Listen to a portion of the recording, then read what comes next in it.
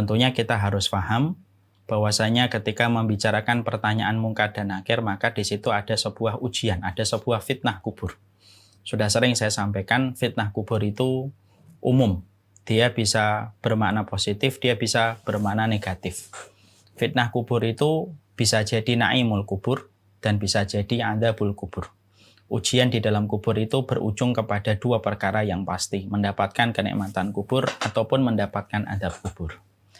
Tentunya ketika kita akan membahas tentang malaikat mungkar dan nakir yang mereka akan menjadi penguji kita dalam perjalanan kita bermalam yang pertama di alam kubur, tentunya ini erat kaitannya dengan ayat yang kedua pada surat Al-Mulk.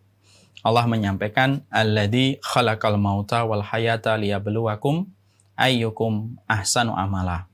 Allah itu menciptakan kehidupan, Allah menciptakan kematian, liyabluwakum ayyukum ahsanu amala, untuk menguji kita siapakah yang terbaik di dalam amal-amal yang dilakukan pada kehidupan di dunia.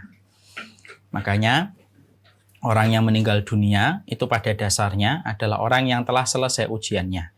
Tinggal bagaimana dia mendapatkan rapotnya dari ujian yang telah dia lewati ketika di dunia. Maka sesungguhnya itu pula yang kemudian kita harus pahami. Kehidupan ini adalah ujian. Kalau antum adalah orang yang ahli ibadah, misalkan ibu-ibu di majelis talim sahabiah, kalau ternyata adalah orang yang taat pun mendapatkan ujian. Orang yang taat itu diuji, apakah dia sombong ataukah tidak. Orang yang taat itu diuji ketika dia melihat orang lain merendahkan ataukah tidak. Orang yang taat itu akan diuji bagaimana riyaknya, apakah mencari ridhonya Allah ataukah tepuk tangan manusia. Semuanya ujian. Kalau kita menjadi orang yang belum taat, maka itu pun ujian. Karena kita akan diuji dengan berbagai macam batasan-batasan dan larangan-larangan Allah pada kehidupan kita, sebesar apa kita meninggalkan batasan dan larangan Allah. Nah, itulah yang menjadikan kita paham kehidupan ini adalah ujian. Ketika kehidupan itu adalah ujian, maka kemudian kita akan mendapatkan hasilnya. Hasilnya itulah yang akan kita jumpai dalam kehidupan di alam barzakh. Makanya sudah sering saya menyampaikan dulu di awal-awal kajian kitab At-Tadhkirah, kita tentunya paham orang mukmin ketika melihat kematian itu bercampur dua perasaan yang menjadi satu. Bercampur dua hal yang mengharu biru menjadi satu. Yaitu adalah ketika orang mukmin itu melihat kematian ada rasa takut tetapi ada rasa harap. Ada khauf, ada roja.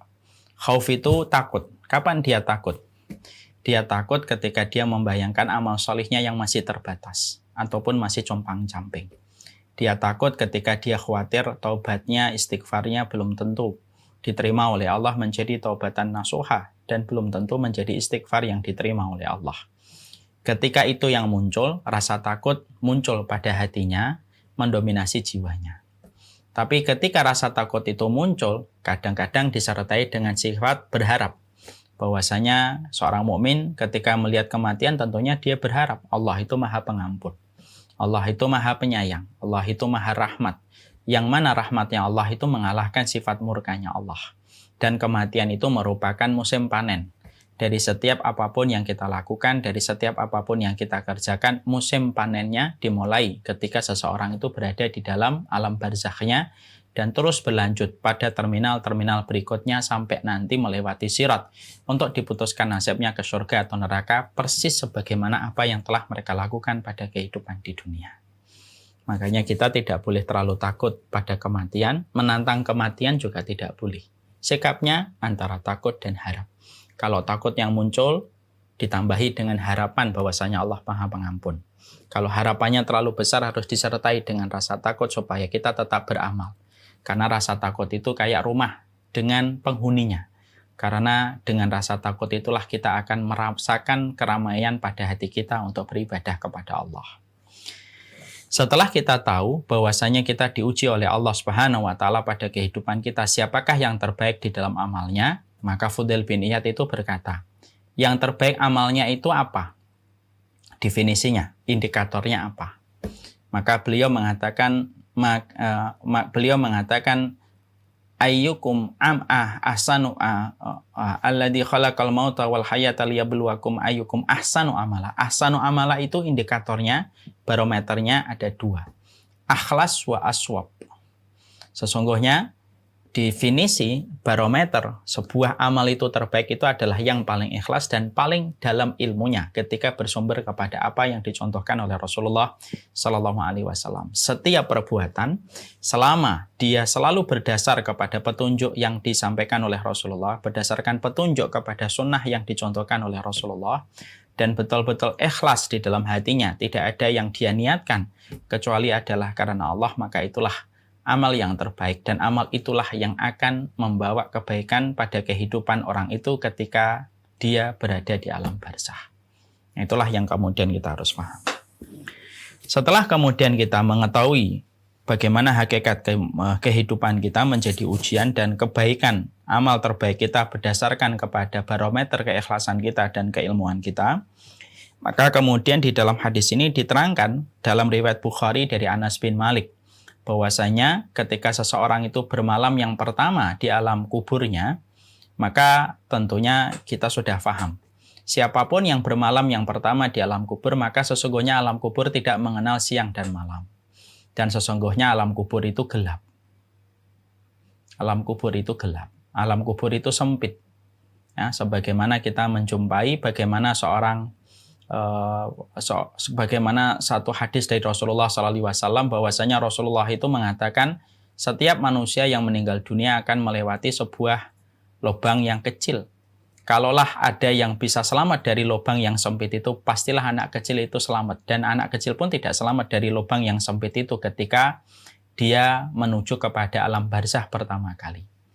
Makanya kita menjumpai Sa'ad bin Mu'adz, salah satu sahabat Nabi, yang mana wafatnya saja mengguncangkan arsy-Nya Allah, saking begitu besar keimanan, itu pun beliau merasakan sempitnya lubang ketika beliau mengarak pertama kali ke alam barzakh. Karena alam barzakh itu ketika manusia dicabut, maka dia akan melewati sebuah lubang yang sempit sekali. Lalu melewati sebuah tempat yang gelap. Kapanpun dia ditanam, kapanpun dia dikubur. Kalaupun dia dikubur siang, tetap gelap. Kalaupun dia dikubur malam, maka itu tetap gelap. Karena memang sifat dasar dari alam barzakh itu kegelapan. Sifat dasar dari alam barzakh itu adalah kegelapan.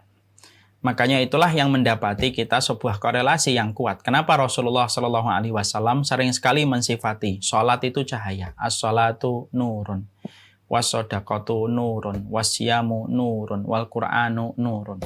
Rasulullah itu sering sekali mengkorelasikan ibadah itu dengan kata cahaya. Sholat itu cahaya, sedekah itu cahaya, tilawah itu cahaya, puasa itu cahaya. Bahkan kalau kita mau pergi ke masjid, kan doanya juga meminta cahaya. Allahumma ja'al fi qalbi nuran, waj'al fi lisani nuran, waj'al fi sam'i nuran, wa fi basari nuran.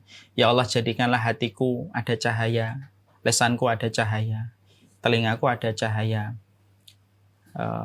mataku ada cahaya, di depanku ada cahaya, di belakangku ada cahaya. Kenapa sering sekali Nabi itu mengkorelasikan setiap perbuatan baik itu dengan kata cahaya?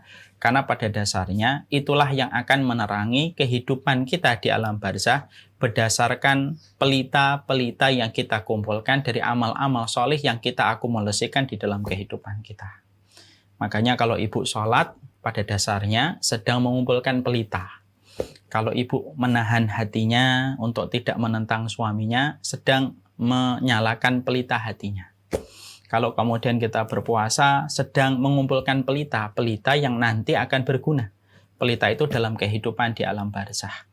Makanya ketika orang mukmin bermalam yang pertama kali dan pertama kali mengarak ke alam barzakh, maka kuburan yang sempit, dia akan melewati sempit, tapi sempit itu akan membesar. Ya, sebagaimana ketika kita menjumpai ada sebuah lubang yang sempit kemudian membesar. Dan tidak ada yang membesarkan lubang yang sempit itu kecuali adalah amal soleh dan ketaatan yang dibenarkan oleh Allah dan dicatat oleh malaikat raqib.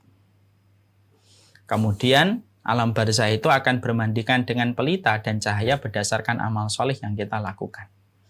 Itulah yang menjadikan kita harus paham bahwasanya setiap ketaatan kita, seluruh ibadah yang kita lakukan dalam parade ketaatan dan ibadah yang kita kerjakan, maka pada dasarnya itulah yang akan menjadi pelita dalam kehidupan di alam barzakh kita. jangan pernah lelah untuk mengumpulkan cahaya, jangan pernah keletihan di dalam mengumpulkan pelita, di mana pelita itulah yang akan bermanfaat besar dalam kehidupan kita tepat ketika kita meninggal dunia.